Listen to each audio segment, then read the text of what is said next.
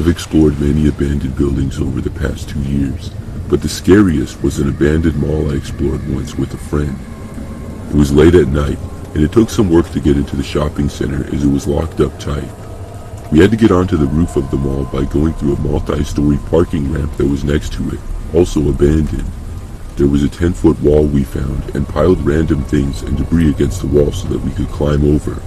Once we were in the mall, we did some normal exploration, checking everything out. We had explored almost the entire mall when we went downstairs to the ground floor for the last parts of it. As we walked around, we heard the sound of a radio and saw a light coming from an office. We thought it might be security, so we walked back up to where we had come in on the roof, ready to leave. As we were walking onto the roof, my friend suddenly stopped in our tracks and said that there was a guy blocking our exit up ahead. This guy was wearing all black and had no security badge on, and he hadn't seen us yet. We decided to hide for a bit, waiting for him to leave, thinking he was another explorer just smoking a cigarette or something. However, when we'd come back from our hiding spot a bit later, thinking he was gone by then, he was still there, this time holding a metal pipe. We instantly knew that something was going on here, since he looked at us as if he was guarding the entrance. It seemed like gang activity, and that they might be doing something or maybe hiding something in the building down on the first floor that they didn't want anyone to see.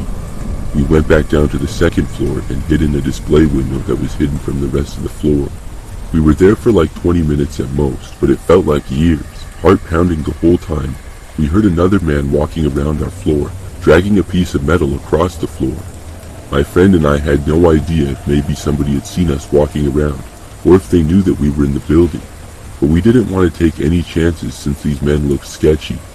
My friend remembered that there was another door on the roof that would bypass the guy guarding the other route and would take us straight into the parking ramp.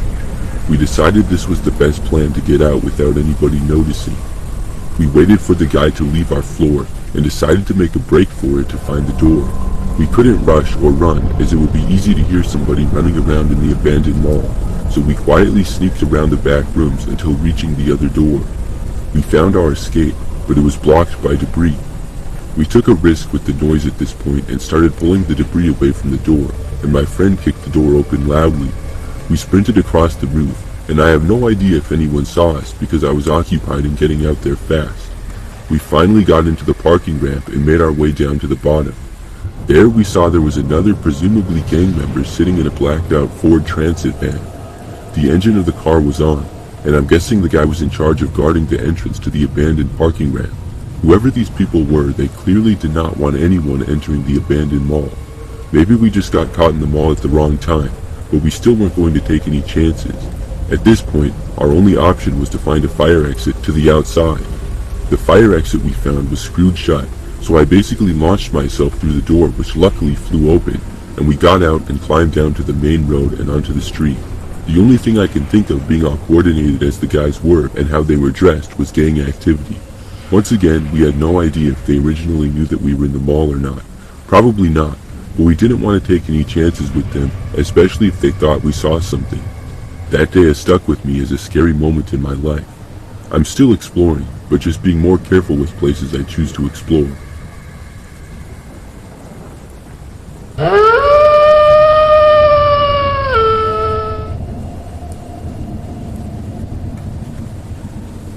This happened one summer afternoon in 2018 when my partner, my stepdad, and I decided to check out an abandoned factory near my parents' house.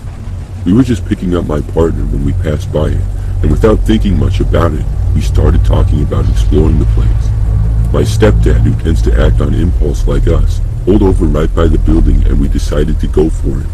It didn't take long to find a way inside. The factory was falling apart with broken windows, walls crumbling down, and most of the roof was missing. The only real obstacle was a doorway that had some debris in front of it. We cleared that away, and as soon as we stepped through the door, something felt off. It was the middle of the summer, but the air inside the building was freezing cold. I don't mean it was a little chilly, it felt like winter. It wasn't even a damp kind of cold, like what you would expect from an abandoned building. And anyway, there was enough holes in the walls and roof that it shouldn't have been that cold. The inside was just as trashed as the outside. Piles of broken machinery, rusted metal, and old wooden beams lay scattered around. As we moved farther into the building, my partner and stepdad went ahead to check out another room, and I wandered off by myself to look through some cabinets that had been left behind. It was like everything had just been abandoned overnight. Files, worker IDs, and even older sheets from the late 90s and early 2000s were scattered everywhere. Most of the orders were packed and ready to be shipped, but none of them had ever been sent out. My stepdad pointed out how strange that was, and the factory looked like it had been closed for many decades, even though the most recent date I found was 2002. The building at most had been abandoned for 16 years. I have no expertise in something such as how quickly buildings decay, but the whole place seemed very run down for only 16 years. As we were talking about how weird the place was, I started feeling something else. It wasn't just the cold or the dust or the abandoned vibe. I was getting a feeling of danger, like something was watching us, or maybe waiting for us to leave. I can't describe it any better than that. It was like my fight or flight response kicked in, but I didn't know why. I told my partner and stepdad, and they agreed that we should head out. It was odd, and we hadn't heard anything or seen anything strange, but we all felt it. We made our way back to the car, and just as we were pulling away from the building, my partner and I both noticed something. In the doorway we had just come through, standing there, was a figure. It was hard to make out clearly. It kind of looked human, but not exactly. Something about it didn't sit right. It was like a person, but not. The figure didn't move, as it just stood there, staring at us. My stepdad didn't seem to notice since he was too busy driving. My partner and I looked at each other at the same time and asked if we had seen that thing in the door, so it was definitely not our imagination. We never went back to the factory. I can't shake the feeling whenever I drive past the building to my partner's house. I drive past the abandoned factory so often, and I wish I had never gone inside, because I think about it every time I drive by.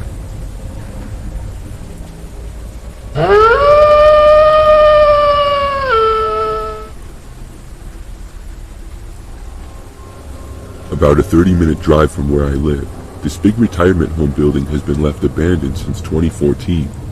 I don't know why it was abandoned, but I always thought it would be a cool place to explore. So finally, in 2020, when I was 16 years old, I went to the building with a few friends at night. When we arrived, we started looking around the outside of the building, shining our flashlights at the broken windows and stuff.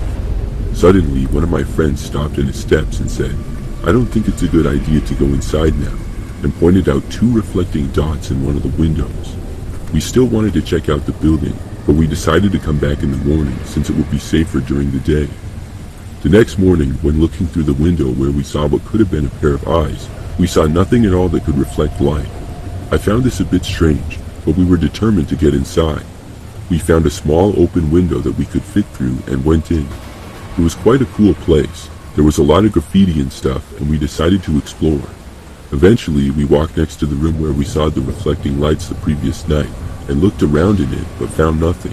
Just a weird bathroom with writing all over the walls in red marker.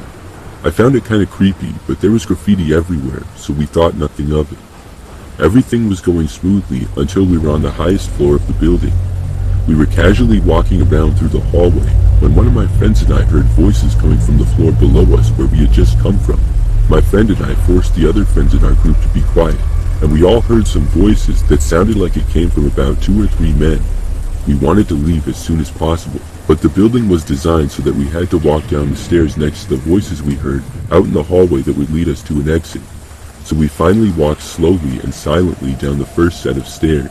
When we went down in that hallway, we heard voices coming from the room where we had seen the pair of eyes reflecting at night. Once we passed by that room, we sprinted through the rest of the hallway and exited the building. While walking away, we looked back at the room from the outside and saw an old scruffy-looking man waving at us. I didn't go back for a while, but eventually, a new friend I made really wanted to go there, so I reluctantly went with him, because I knew the layout of the building, and so they wouldn't have to go alone. So I was back inside the abandoned building again, this time at night. We explored, and after about half an hour we went into the basement and sat down somewhere to smoke. Right when we lit our cigarettes, we heard footsteps above us, and we stayed still from fear because we had just been there talking in the hallway pretty loudly. My first thought was that it was likely the weird scruffy man from last time, because another explorer would have said something to us. The footsteps became louder and closer, but we could not go anywhere because this person was blocking our exit, so we stayed still for what felt like hours. The person just stood at the end of the dark hallway. We eventually saw some light going up and down the hallway after the footsteps went back upstairs. We waited about 5 to 10 minutes before bolting out of there and going into the forest nearby. We didn't talk about it for a month until I saw on the news that they found someone living in the abandoned building. When police came to arrest him, he started throwing Molotov cocktails at them, so he ended up getting shot and died later in the hospital. Sometimes I wonder what would have happened if we ever got too close to that man in the multiple times that I explored the building.